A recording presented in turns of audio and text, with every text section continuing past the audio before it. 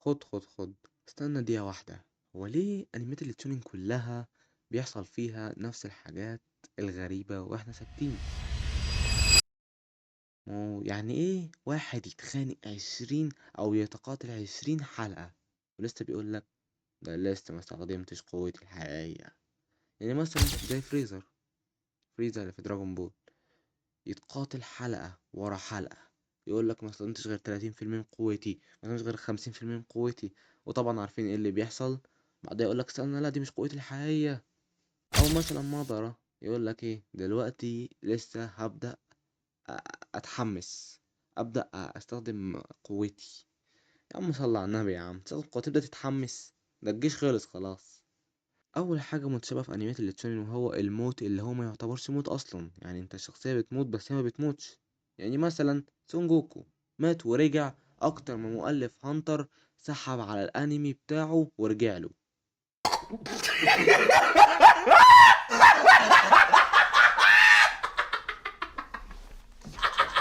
تحس كده ان الموت ده بالنسبه له اجازه، اللي هو اذا احنا خلصنا القتال طب ما السلام عليكم يا جماعه اروح اموت شويه، اخد استراحه كده سنتين ولا حاجه وارجع لكم تاني. لا عادي عادي كده كده عمري طويل يعني. تاني شخصية معانا واللي هي ايتاشي مات. هتقولي ازاي مش هو مات؟ اقول لك اه مات. هو مات بس لسه بيطلع في فلاش باك اكتر من الشخصيات اللي لسه عايشة. اللي هو وات ذا فاك، اللي هو ازاي يعني؟ يعني انت المؤلف كل ما يتزنق لك في حلقة مم. انزل يا ابني بفلاش باك للحاج ايتاشي. حرفيا ده عصر ايتاشي لغاية لما طلع كل ماضيه، ما سابش حاجة من ماضيه إلا وعملها. خلاها حرفيا من أكتر شخصية مكروهة في الأنمي لأكتر شخصية محبوبة في الأنمي من كتر الفلاش باكات. تاني حاجة معانا اللي هي البطل الفقير اليتيم.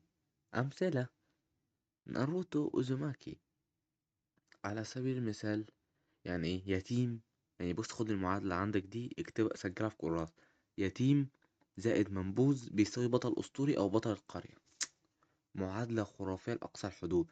تقريبا ناروتو هو الوحيد اللي متطبق عليه كل الصفات اللي موجودة حرفيا. تاني حاجة، تاني واحد واللي هو تانجيرو، العيلة كلها راحت مرة واحدة ما شاء الله.